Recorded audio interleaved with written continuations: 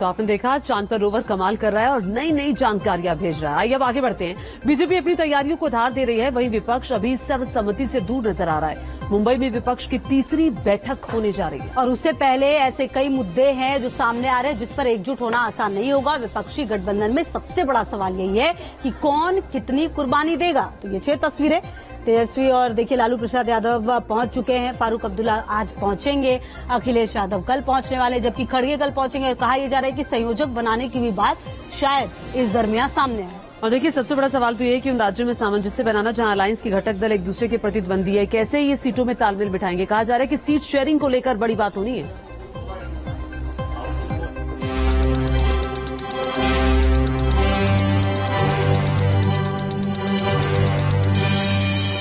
मोदी को हराना है, इसके साथ साथ गठबंधन में रहते हुए खुद के वजूद को भी बचाना है। जब मुंबई में विपक्षी दलों की बैठक होगी तो ये देखना दिलचस्प होगा कि गठबंधन के लिए कौन कितनी कुर्बानी देगा। मुद्दों की एक लंबी फहरिस्त है जिस पर मुंबई में मंथन होना है। सबसे बड़ा सवाल है कि कौन बनेगा इंडिया गठबंधन का संयोजक।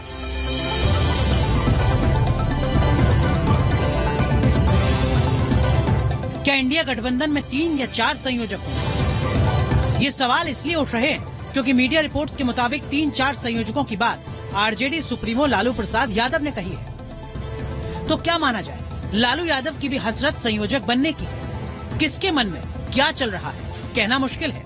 वैसे मीटिंग को लेकर लालू बहुत उत्साहित नजर आ रहे हैं। नरेंद्र मोदी के नट्टी पर चढ़ने जा रहे हैं हम लोग। आज का दिन नरेंद्र मोदी के नट्टी पर पकड़े हुए हैं हटाना। वैसे बिहार के सियासी गलियारों में ये चर्चा है कि पहले लालू ने पीएम बनने की नीतीश कुमार की ख्वाहिश पर पानी फेरा, अब उन्होंने संयोजक के सवाल पर भी कंफ्यूजन पैदा कर दिया। आखिर नीतीश गठबंधन में क्या भूमिका चाहते हैं? लालू समेत कांग्रेस और इंडिया गठबंधन के बाकी दल नीतीश को कितना स्पेस देंगे?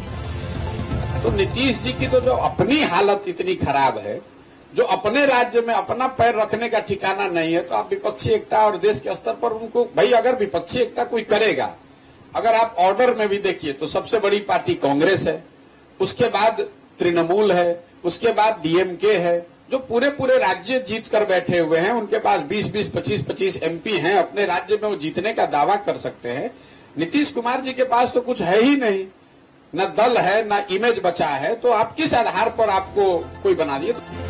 इससे कोई इनकार नहीं कर सकता कि इस वक्त नीतीश की अगुवाई में जेडीयू बेहद कमजोर स्थिति में है, लेकिन ये भी सच है कि बिहार में गठबंधन की गाड़ी नीतीश के बगैर नहीं चल सकती। वैसे नीतीश कुमार संयोजक के सवाल पर पल्ला झाड़ रहे हैं। जेडीयू संयोजक से जुड़े सवाल को बेवजह बता रहे हैं। कोई ये नहीं समझ में आता है कि हम लोग बार बार कह चुके हैं कि चाहे कन्वेनर का बात हो या इसके लीडर की बात हो, सब कुछ समय पे निर्णय लेके आपको बता दिया जाएगा। आप लोग क्यों बेचैन हैं, हम नहीं समझना चाहते। वैसे संयोजक को लेकर कांग्रेस अध्यक्ष मल्लिकार्जुन खड़गे के नाम की भी चर्चा है। अभी किसको क्या मिलेगा कुछ भी साफ नहीं।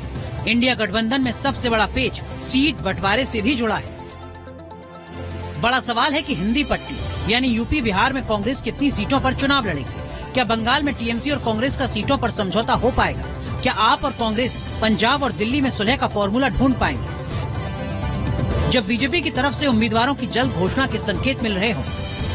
वैसे में विपक्षी गठबंधन में भी जल्द से सीट बंटवारे का फॉर्मूला तय करना जरूरी है। इसके अलावा महाराष्ट्र में एनसीपी का क्या होगा, इसकी पिक्चर अभी तक साफ नहीं, लेकिन तमाम विपक्षी दल दावा कर रहे हैं कि मुंबई की बैठक में सब कुछ ठीक हो जाएगा। Team news nation. तो अब देखना होगा 2024 के लिए विपक्ष की क्या रणनीति है।